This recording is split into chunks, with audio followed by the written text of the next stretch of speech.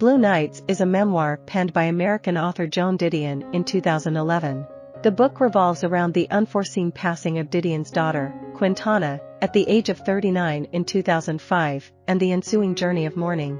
Delving into themes of life and death, the memoir encapsulates its most renowned line, "We tell ourselves stories in order to live," highlighting the human tendency to construct narratives to navigate existence. Didion's perspective on the constraints of human existence and the grieving process carries a somber tone, contending that grief aligns with the inherent meaninglessness of the natural world.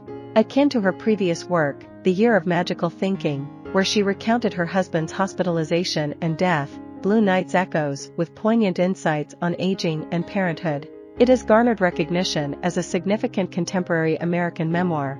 The title Blue Nights, as Didion explains at the start of her memoir, stems from her recollection of Quintana's wedding day as a pivotal moment that marked the initial dimming of the brightness before a sequence of tragic events unfolded. Unbeknownst to her, her husband would pass away within a year, followed by her daughter's demise shortly after. Reflecting on the untimely death of her friend Natasha Richardson, Didion initially believed that young individuals were somehow safeguarded from such tragedies by some natural law, an idea she swiftly realized was unfounded.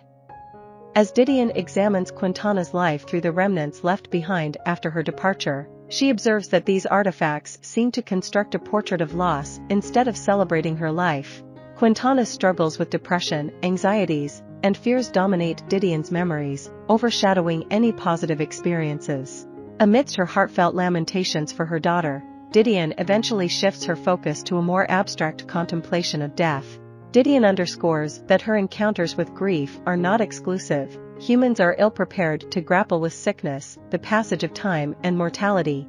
Recollecting the 1960s, a period when she initially crossed paths with Quintana, she reflects on adopting Quintana after her marriage.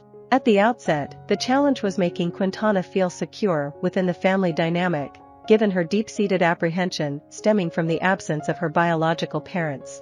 In the present, Didion recognizes that this fear mirrors her own dread of losing Quintana. Quintana is depicted as a vivacious and astute young girl, marked by an uncanny maturity for her age. Didion ponders whether this maturity resulted from her and her husband's parenting or other influences, thus casting a sense of ambivalence on the conventional quest to gauge the success of one's parenting. Didion also engages in contemplation about her own aging process. She notes the progressive wane in both physical and mental strength as she nears her 8th decade of life.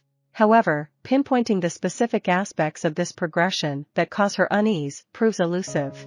The realization of her advanced age perpetually catches her off guard, with her childhood feeling as though it occurred just moments ago. In the period leading up to the composition of her memoir, Didion underwent a hospitalization ordeal following a domestic fall.